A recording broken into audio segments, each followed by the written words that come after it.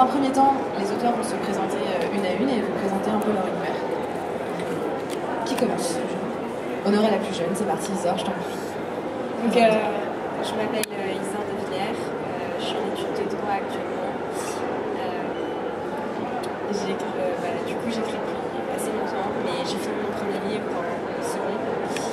Et dans quelle classe maintenant? Je suis en première année de droit. Bonjour, je suis Léna Jomaé, j'écris depuis 6 ans maintenant.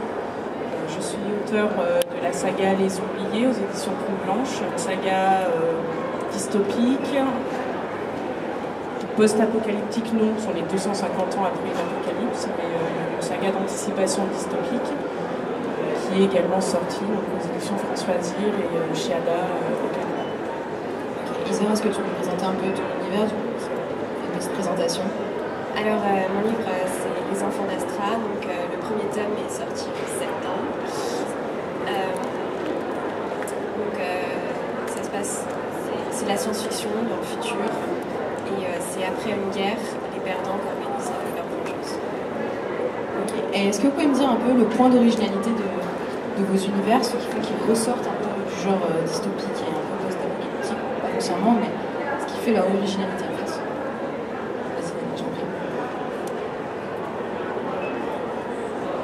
J'ai envie de dire que ce qui fait l'originalité du mien, c'est que ça se termine pas forcément très bien. Ok, ça marche. Je pars du principe que quand on est dans un univers d'anticipation, dans lequel on a notamment là pour le coup des jeunes qui partent en guerre contre le gouvernement, tout ne peut pas se passer correctement et tout ne peut pas bien se finir. Et c'est ce qui avait tendance à m'énerver moi dans les dystopies actuelles que je lisais de mon côté. C'est ce qui m'a poussé à écrire. Déjà au départ, même si j'écrivais depuis très longtemps, c'est ce qui m'a poussé à aller au bout vraiment de mon premier roman. C'était de me dire, non, c'est pas possible, enfin, les jeunes de 16 ans ne peuvent pas partir en guerre et ouais, super, à la fin tout va bien, tout le monde se marie.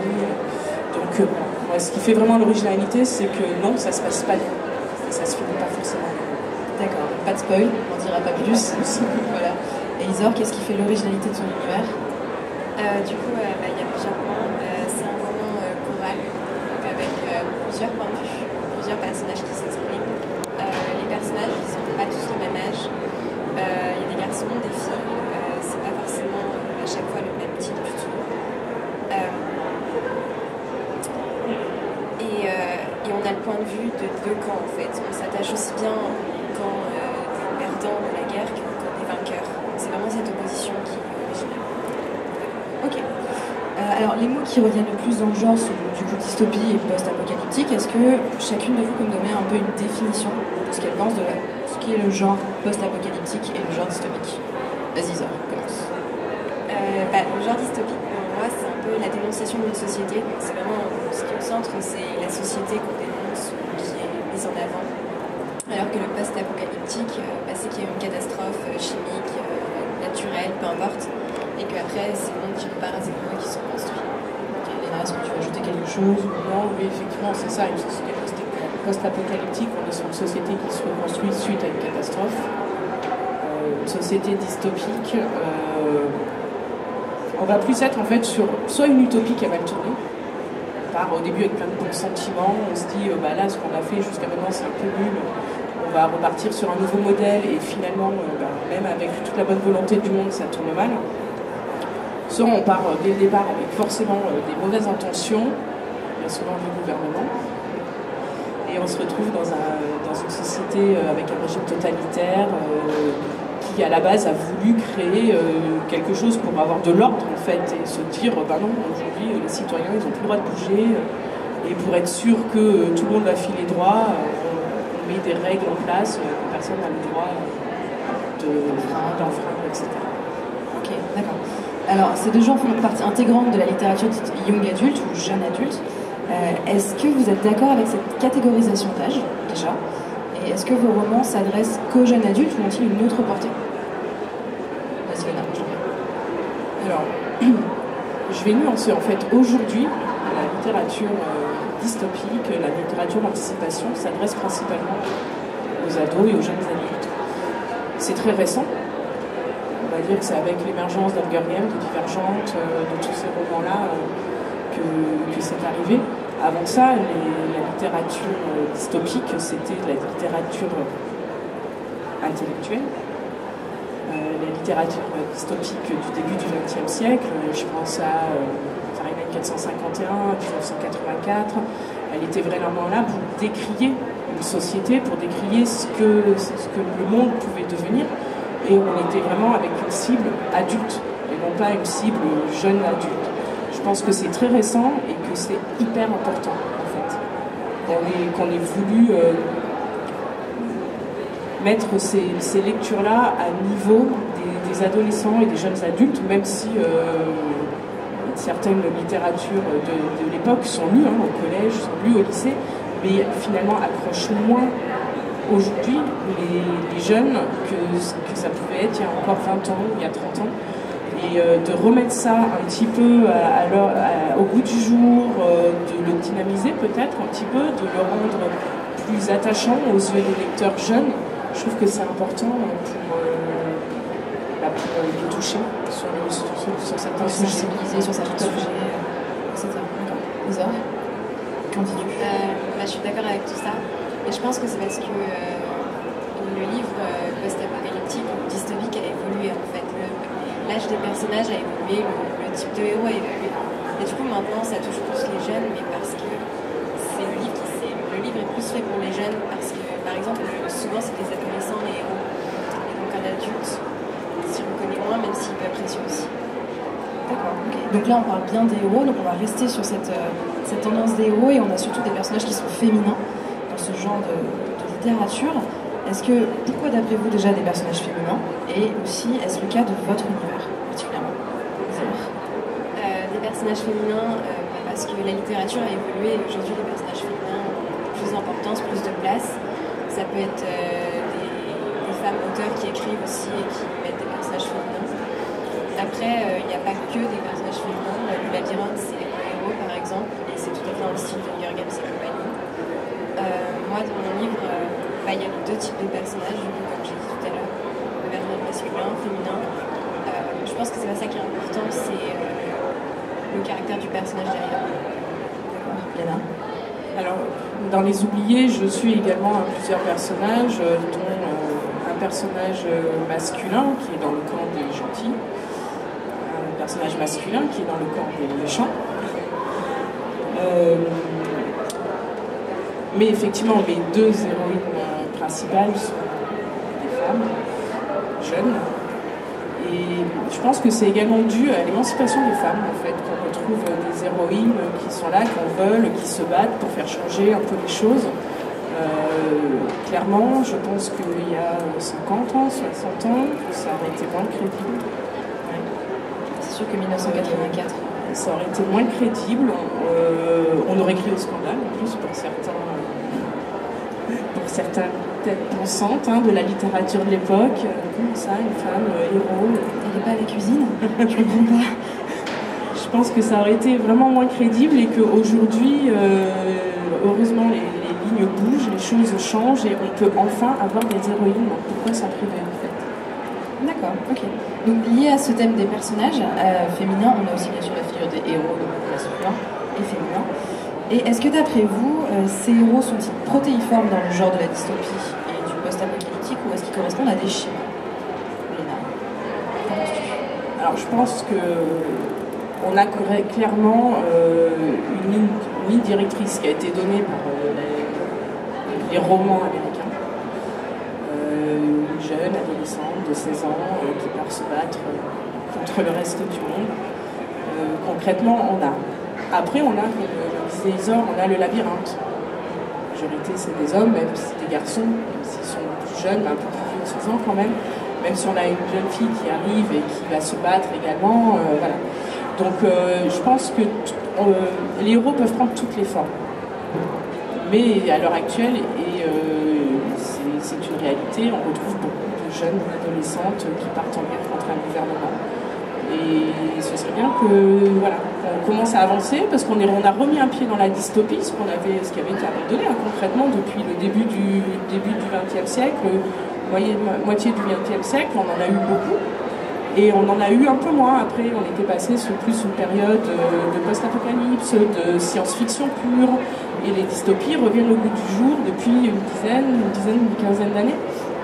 Et ce serait bien que maintenant le personnage, on arrive à passer à un autre personnage, à le faire évoluer et à toucher peut-être encore un lectorat, parce qu'on a touché beaucoup de lectorats jeunes féminins, et qu'on arrive à toucher un lectorat plus large. Moi, vraiment, quand j'écris, c'est pour faire passer un message, surtout sur la dystopie. Sur l'urban fantasy que j'écris à côté, non, c'est vraiment pour m'amuser.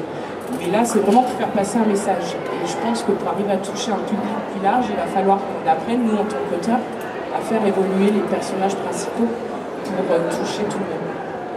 Isa? Je suis d'accord avec le fait qu'on retrouve des traits de caractère principaux comme la volonté de se battre pour tout le monde. Le fait que souvent c'est des personnages assez seuls en fait, au départ, assez isolés. Mais je pense qu'il y a aussi des originalités et que c'est ce qui fait en fait qu'un livre, se démarque aujourd'hui en fait dans la dystopie ou dans le post-apocalyptique, c'est ces héros en particulier, l'originalité qu'ils peuvent avoir. D'accord. Donc on a des héros qui correspondent quand même à des schémas, des lignes directrices, mais ils peuvent prendre plusieurs formes, soit des hommes, des femmes. On reste par contre sur du jeune, on n'est pas forcément sur des personnes âgées, hein, pas encore. Maison de retraite se réveille, pourquoi pas. Et au niveau de leurs valeurs, est-ce qu'ils ont tous les mêmes valeurs, ces héros du livre? Isor?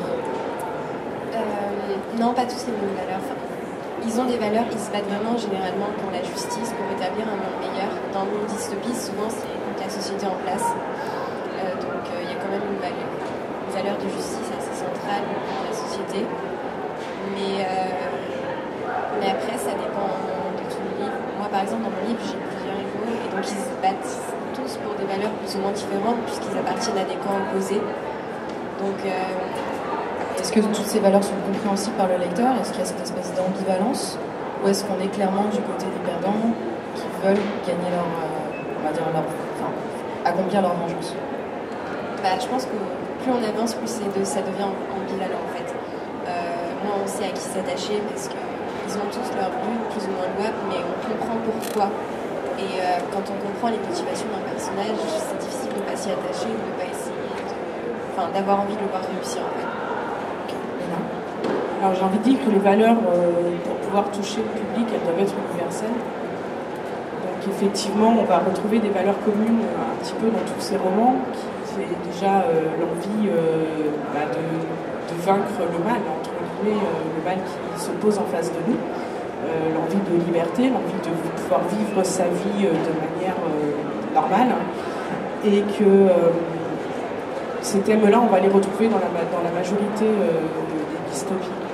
Après, concrètement, je vais prendre l'exemple des Oubliés. Au départ, mon héroïne, la seule chose qui m'intéresse, c'est de savoir où est passée sa meilleure amie. Elle n'a pas envie au départ de faire changer le monde parce qu'elle n'a pas conscience qu'il y a quelque chose à faire changer. Et comme les Hungariens au début, c'est une question de survie. C'est ça. Et finalement, ces valeurs à elles vont se construire au fil du temps et se raccorder à ce que le lecteur, lui, découvre au fur et à mesure du monde dans lequel il évolue. Et donc les valeurs vont être vraiment s'entrechoquer entre ce que le lecteur est en train de vivre, ce qu'il ressent, et ce que l'héroïne ressent dans le roman.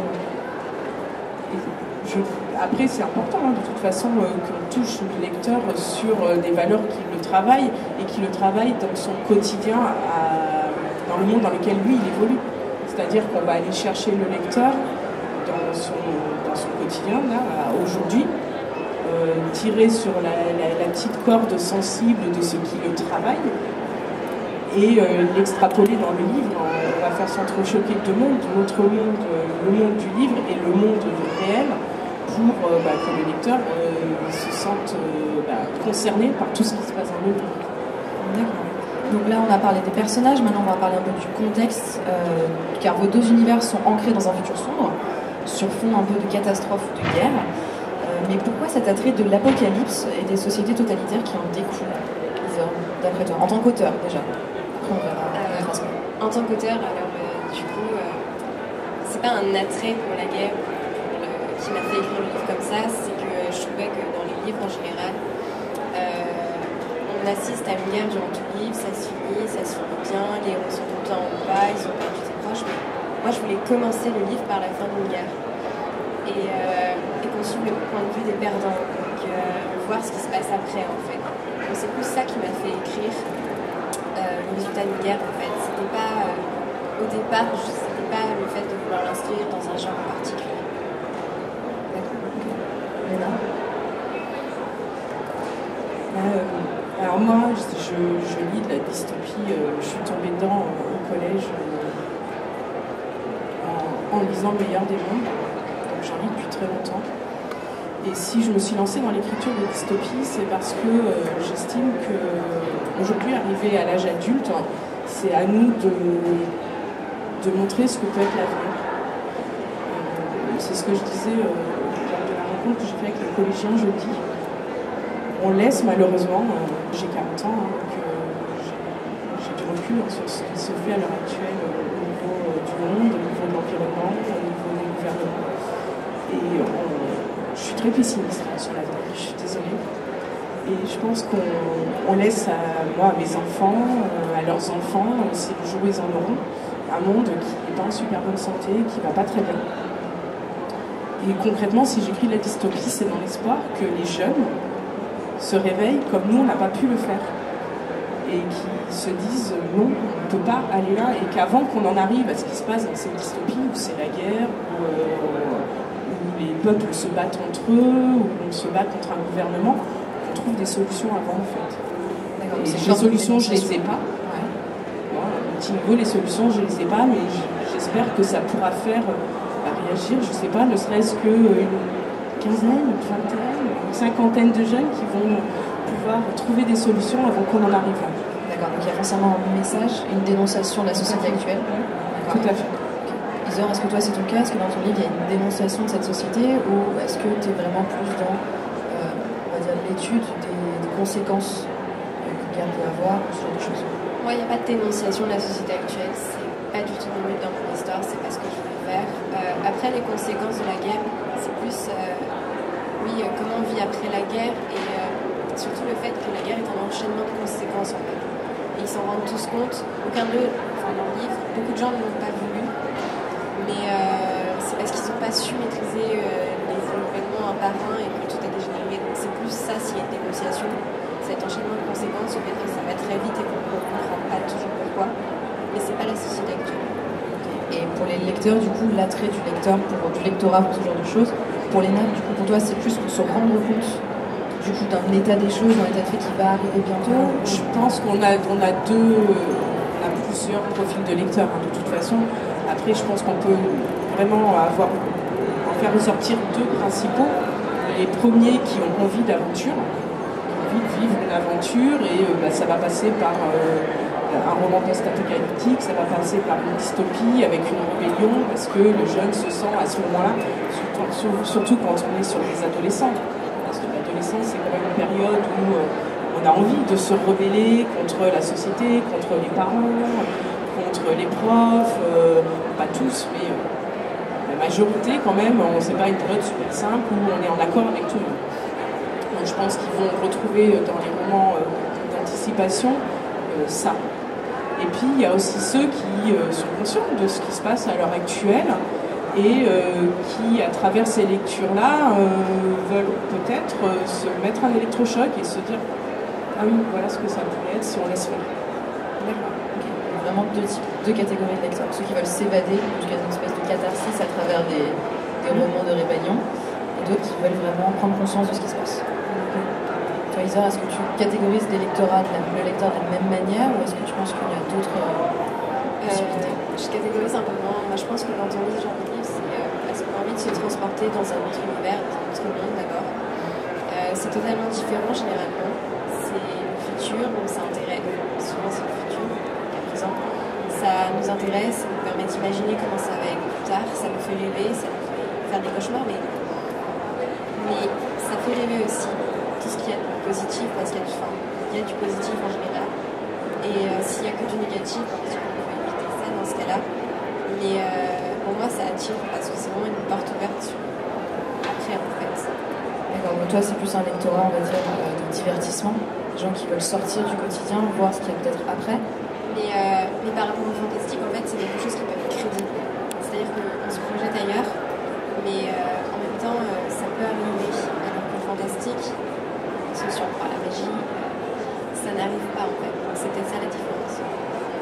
est-ce que d'après vous, ces romans sont porteurs d'espoir? J'imagine que pour toi, Léna, c'est un grand sujet. J'espère. J'espère vraiment que ces romans sont porteurs d'espoir. Alors après, moi, je le disais, hein, dans le mien, la fin est plutôt sombre pour le camp qui part au combat. Mais la fin est porteuse d'espoir parce que finalement, on voit que l'après n'est pas mauvais. Voilà. Je pense qu'il faut que ces romans soient porteurs d'espoir parce que si on nourrit les ados, les jeunes de romans post-apocalyptiques, de romans d'anticipation qui n'ont pas un message derrière disant on peut y arriver, en survissant on peut y arriver, c'est très sombre. Et puis l'intérêt final, moi de ce que je veux donner dans ces romans-là, finalement c'est raté. Parce que j'ai envie que les jeunes retiennent, c'est que quand on s'unit aussi, on peut arriver à dépasser les épreuves et on peut arriver à faire changer les choses. Donc il faut qu'ils soient porteurs d'espoir. D'accord. Toi, Isor, est-ce que tu es dans cette optique-là? Je pense qu'il y a toujours de l'espoir parce que l'espoir, c'est ce qui fait avancer les personnages. S'il n'y a pas d'espoir, il n'y aurait pas d'histoire parce que les personnages, ils se seraient tombés par terre et ils ne feraient plus rien. Donc les personnages sont eux-mêmes portés par de l'espoir et du coup, quand on lit, on est porté aussi par de l'espoir. C'est l'espoir qui va faire que le lecteur va continuer à lire, à croire en ces personnages parce qu'eux-mêmes ont de l'espoir pour... Oui, c'est ça. Donc, même si l'espoir à la fin échoue, si par exemple il y a une catastrophe et qu'ils perdent ce qu'ils espéraient, ça finit mal. Voilà. Le lecteur a espéré et je pense que l'espoir, même comme ça, même s'il échoue à la fin, il ne donne rien, c'est quelque chose de positif. D'accord. Tant qu'il est naissant et qu'il est présent dans le roman, c'est quelque chose d'important. Ouais. Ok. Et qu'est-ce que vous pensez de l'avenir du genre en France, d'après vous?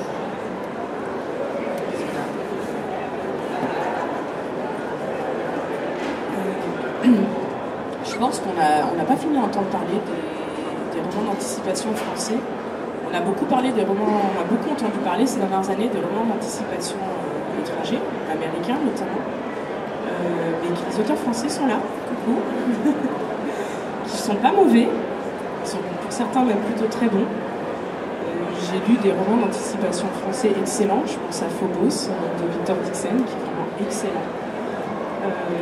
Et qu'il ne faut pas les oublier, ces auteurs, et qu'on est là, et qu'on ne va pas partir, et qu'on a envie de continuer à écrire de l'anticipation. Moi, principalement, en tout cas, moi, j'ai 20 romans dans le tiroir.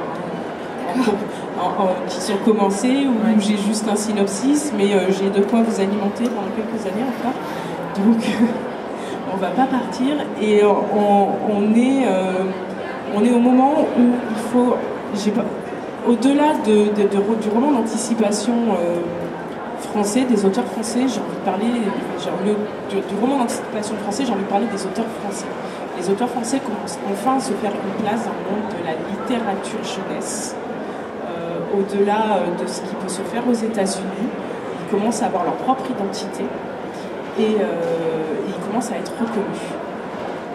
Même auprès des grandes maisons d'édition, ce qui n'était pas forcément le cas depuis ces dernières années, où on voyait beaucoup arriver d'auteurs étrangers, beaucoup traduits, même les grandes maisons d'édition, on le disait, préféraient traduire que de prendre des auteurs français.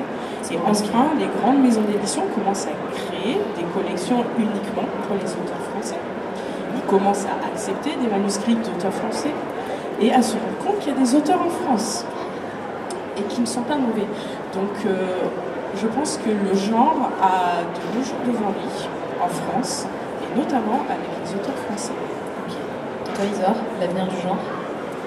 Je suis assez d'accord avec ce qu'a dit Léna. Je pense que les gens en France ont envie de lire des livres de science-fiction, dystopie, post-apocalyptique. Et je pense que les auteurs français comprennent le livre français et donc a de beaux jours devant lui pour reprendre les mots. Français et francophone, parce que les auteurs belges, les auteurs suisses, il y en a, les auteurs québécois, il faut... Je suis désolée. Je suis française, donc effectivement, je réfléchis en française. C'est pour ça que je nuance. Les auteurs francophones et les maisons d'édition francophones ont de très beaux jours devant. Tu pense que c'est grâce aux petites maisons d'édition, notamment, qui se sont lancées tout à fait dans la spécialité du genre, qui soit dystopique, fantastique. Qui ont donné leur chance. Enfin, moi, quand je me suis lancée dans la recherche d'une maison d'édition, je n'ai même pas pensé à contacter une grosse maison d'édition. Quand on sait que 1% des jeunes auteurs sont signés dans les grosses maisons d'édition et qu'en plus, la plupart du temps, ce ne sont pas des auteurs francophones, ça fait réfléchir. On n'a même pas envie. Et il y a tellement de petites et moyennes maisons d'édition qui font un super travail et qui travaillent principalement sur l'imaginaire, en plus qu'un auteur francophone, il a plus de chances de trouver son public en passant par des petites structures que par des grosses structures.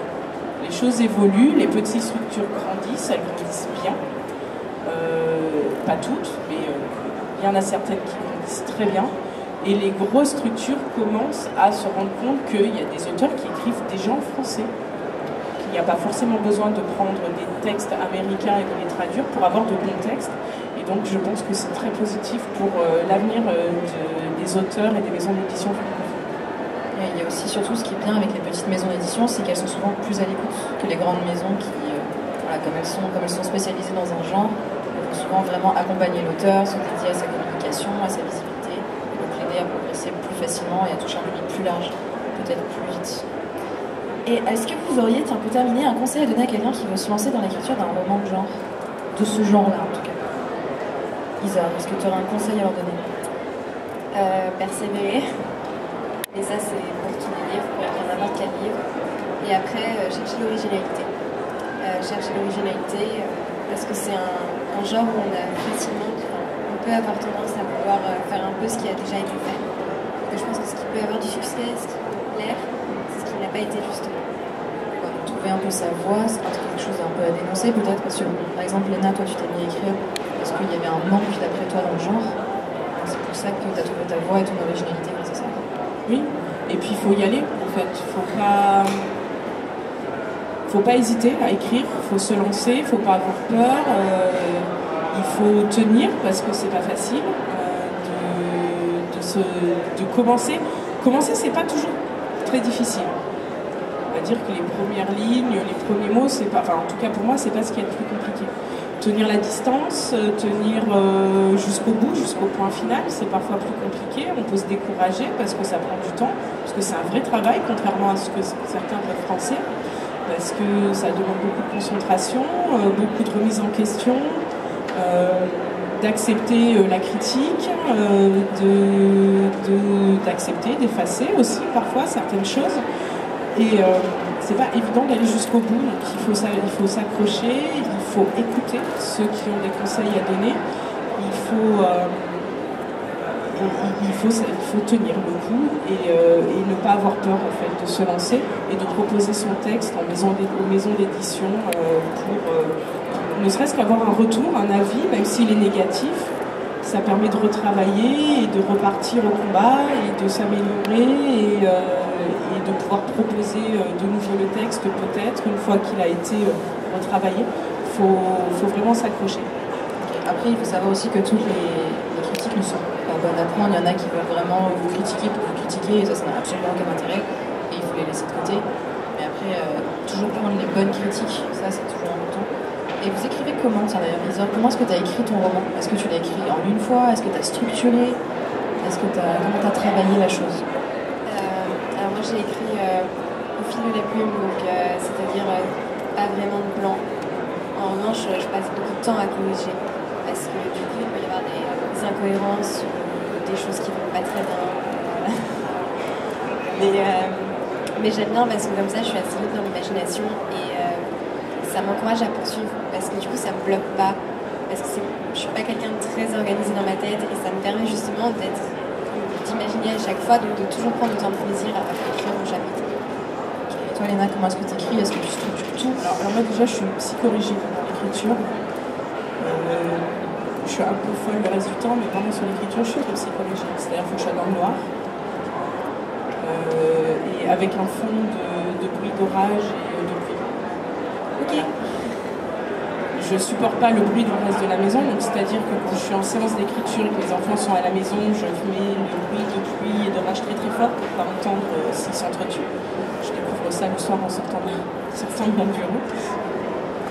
Et après, je déteste mon texte à la fin.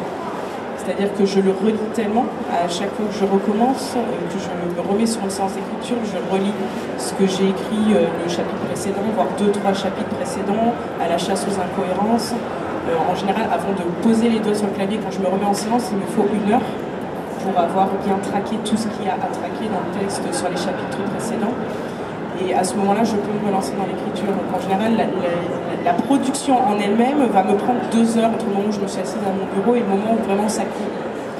Mais c'est parce que j'ai besoin de ça en fait pour me vider le cerveau de tout ce qui se passe autour, de tout ce que je peux faire, parce que je ne vis pas que de l'écriture, même si j'ai envie de mieux en mieux, mais je travaille encore à côté. Donc quand on a des semaines de 35 heures, et qu'on doit se replonger dans l'écriture, c'est parfois compliqué. Je travaille dans une école avec beaucoup d'enfants, c'est fatigant. Donc arriver à me sortir de la tête tout ce que je fais dans mon quotidien avant de pouvoir plonger dans l'écriture, c'est un processus de 2 heures, mais qui est nécessaire. Mais après, je ne m'arrête pas pendant 10 heures. C'est-à-dire que des fois, je me rends compte à 18 heures, alors je suis rentrée dans ma chambre à 9 heures du matin, qu'il est 18 heures et que je n'ai pas mangé le midi.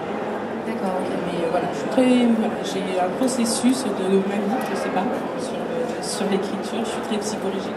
Il faut que je respecte ça, ou alors je n'arriverai pas à rentrer moi dans l'histoire, dans l'écriture. La structure des choses, d'accord. Et en fait, quand vous avez donné vos textes à des maisons d'édition, est-ce que le travail derrière a été important pour revoir le texte? Est-ce que ça vous a aidé le travail de la maison d'édition derrière, ou est-ce que le texte a à peine été touché par la maison? Moi, il a quand même pas mal été touché, mais c'était bien parce que, je l'ai dit, je suis pas toujours très organisée et donc c'est important de le corriger. Et je pense qu'un point de vue extérieur et un point de vue en plus professionnel, ça permet de voir ce qui ne va pas dans le livre. Et après, la correction, elle se fait avec plusieurs avis, elle se fait en concertation aussi. On n'est pas d'accord, on en discute. Ce point-là, ça va pas. Je pense que c'est une phase importante et que c'est bien de faire une vraie correction, pas juste l'orthographe et quelques tournures de phrases qui vont pas. Léna, est-ce que... Alors, ce qu'on appelle des corrections éditoriales, c'est quand même hyper important sur le texte. Toutes les maisons d'édition n'en font pas, malheureusement. Ça se ressent après, malheureusement aussi, quand on lit un livre. Non, moi, il y a eu des corrections éditoriales parce que forcément, quand on écrit nous-mêmes notre livre, moi j'ai beau être maniaque sur mes livres et les relire et ne plus pouvoir les supporter à la fin de la production, ça n'empêche que quand c'est nous-mêmes qui écrivons, on ne voit pas tout. Il reste de temps en temps des incohérences, il reste des structures de phrases qui ne sont pas bonnes, il reste des passages qui ne sont pas forcément à leur place, qui sont bons mais qui seraient peut-être mieux en termes éditorial un peu plus loin. Et heureusement, il y a un métier qui s'appelle le métier d'éditeur, qui est là pour ça. La mienne le fait très bien. Et elle me fait beaucoup rire des fois dans ses corrections ou pas. Et non, c'est important. Les corrections éditoriales, c'est important. Ça permet d'améliorer le texte et de le rendre meilleur et pour l'accueil du public en fait. Est-ce que dans le public, vous avez une question qu'on aurait omis de poser, qui vous semble importante pour nos auteurs? Oui. Dis-nous. En fait, je voudrais revenir sur ça. Vous avez souvent fait la corrélation entre le roman post-apocalyptique et la dystopie. Ouais. Mais à la lumière de ce que chaque auteur a dit, j'ai l'impression qu'il a quand même. Toi, Léna, tu es quand même vraiment dans la dystopie. Contrairement à Isor, qui elle a beaucoup plus de une société post-apocalyptique. Dans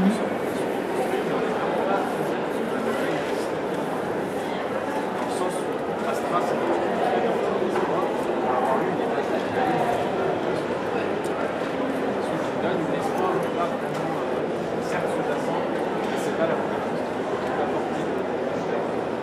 Non, effectivement, on peut avoir un roman dystopique sans des apocalypses, et on peut avoir un roman post-apocalyptique sans dystopie derrière, sur la reconstruction d'un monde où on peut imaginer une guerre qui a ravagé la Terre, ou je sais pas, une maladie qui ravage la Terre, et derrière un peuple qui s'entraide pour se reconstruire, pour reconstruire son monde, et où on n'aurait pas un gouvernement totalitaire, on ne serait pas dans une dystopie en tant que telle. On est dans des romans d'anticipation, finalement. Je pense que ce sont des romans du genre d'anticipation, la dystopie, le post-apo, mais qui ne sont pas forcément en lien les uns avec les autres. Moi, on a une apocalypse 250 ans avant. Effectivement, on n'est plus du tout dans la reconstruction suite à une apocalypse. On n'est pas du tout dans le post-apo. Là, je suis en dystopie pure, effectivement. Moi, je me reconnais pas vraiment dans la post-apocalyptique parce que en soi, il y a eu une catastrophe sur une planète, mais c'est une planète parmi plein d'autres. C'est vraiment une guerre à la base. C'est pas une catastrophe au départ. Et dystopie, moi, je dénonce pas vraiment une société. C'est plus la guerre en tant que telle. Donc, je trouve que je suis vraiment entre les deux genres. D'autres questions? Allez-y, je vous écoute. On a fait une très petite mention au début entre le jeune public sur qui on a développé et un jeune public adulte. Et on a mis presque d'un côté un public adulte. On a parlé de la grande littérature du XXe siècle qui était pour eux peut-être, et puis on s'est justement lancé sur. Mais je voulais savoir si vous pensez que vos œuvres et un peu ces romans dans cette situation d'aujourd'hui plus en général peuvent être lus avec intérêt et avec profit par un public adulte non plus si jeune. Je l'espère. Alors moi j'ai tout public. C'est-à-dire que la plus jeune lectrice à l'époque c'était ma fille qui a 9 ans, qui est une excellente lectrice. Elle a lu le premier tome, elle avait 9 ans, le deuxième non parce qu'il est un peu plus sombre, donc j'avais retenu le deuxième tome pour pas qu'elle le dévore. Ma plus vieille lectrice dont j'ai connaissance, à qui j'ai fait une dédicace, elle avait 77 ans. Voilà. Donc, et je touche tout public. C'est-à-dire qu'à l'heure actuelle, quand je suis en dédicace ou quand on me contacte via les réseaux sociaux pour me dire « Ah, j'ai lu ton livre », etc., j'ai tout public. Maintenant, moi, au départ, c'est effectivement, en tout cas sur les oubliés, une cible adolescente, jeunes adultes que je visais. Et il y a une romance dans les oubliés que je défends bec et ongle, mais où effectivement les adultes ne se retrouvent pas. Et je la défends bec et ongle parce que je pars du principe qu'à l'adolescence, c'est également une période où on découvre l'autre, et notamment l'amour, et que je dis que même en période de crise, et où on part en guerre contre le gouvernement, ce n'est pas incompatible. Je voulais donner cette chance-là à mes personnages. Mais les adultes, pour le coup, certains... J'ai beaucoup de lecteurs adultes qui ont adoré les oubliés. Les seuls qui ont dit « Ah non, il y a une romance », ce sont les adultes. Quelques-uns, pas tous, heureusement. Et je le comprends, puisqu'effectivement, à la base, je l'ai écrit pour des adolescents et des jeunes adultes.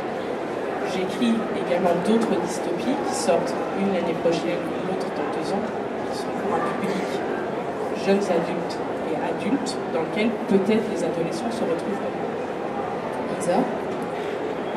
Moi aussi, je pense qu'un adulte peut lire qu'il n'y a pas de problème. Après, ça dépend de ce que lit la personne, en fait. C'est-à-dire que moi, dans mon entourage, j'ai vu les gens qui l'ont lu. J'en connais, ils ont 60 ans, ils sont tout à fait capables d'adorer. Et j'en connais d'autres, ils l'ont lu, ils n'ont pas aimé parce que c'était vraiment pas leur genre. Il faut déjà aimer au départ lire de la science-fiction et tout. Et c'est quand même un genre qui est moins lu, souvent d'un point de vue générationnel. Aujourd'hui, on en lit plus naturellement, peut-être parce qu'on tombe plus dessus, parce qu'on est plus mis au cinéma, on y va, il y a un film de science-fiction. Donc je pense que ça dépend de ce qu'on a l'habitude de lire, de ce qu'on connaît et de ce qu'on aime en fait. Et est-ce que vous pensez, est-ce que tu vas rajouter quelque chose? J'allais dire, je pousse les adultes à lire ces livres-là, parce que ce ne sont pas parce qu'ils sont écrits pour les jeunes adultes ou les adultes, là, pour le coup, et les adolescents, parce que là, pour le coup, effectivement, on parle de l'adolescence et des sociétés post-apocalyptiques, mais ce n'est pas parce que ces romans-là sont écrits pour des adolescents ou des jeunes adultes qu'ils sont moins bons, d'une part, que le message qui doit être passé est moins intéressant, et qu'il n'est à destination que de ce public-là. Quand j'écris, je me dis pas, bon allez, je vais mettre tous les clichés pour les adolescents parce que ça va leur parler. J'écris en écrivant ce qui vient du fond de mon cœur et de ce que j'ai envie de faire ressentir aux gens, quel que soit leur âge. Et effectivement, je vais mettre des clins d'œil pour accrocher plus à un public jeunesse, parce que ils ont besoin de s'identifier des fois pour s'intéresser. C'est des fois difficile de faire intéresser des jeunes à la lecture et qu'ils ont besoin de s'identifier aux personnages qu'ils sont en train de découvrir. Les lecteurs adultes lisent des fois depuis plus longtemps et ont moins besoin de certaines, je ne vais pas dire des clichés, mais de certaines accroches pour s'identifier et pour s'intéresser. Pour écrire, quand on écrit pour les jeunes, on doit pas s'adapter, mais on doit leur donner quelque chose qui va leur permettre de vraiment s'accrocher, et c'est important. Mais c'est bien entendu pour tout le monde, heureusement. C'est pas que pour les ados. Et est-ce que vous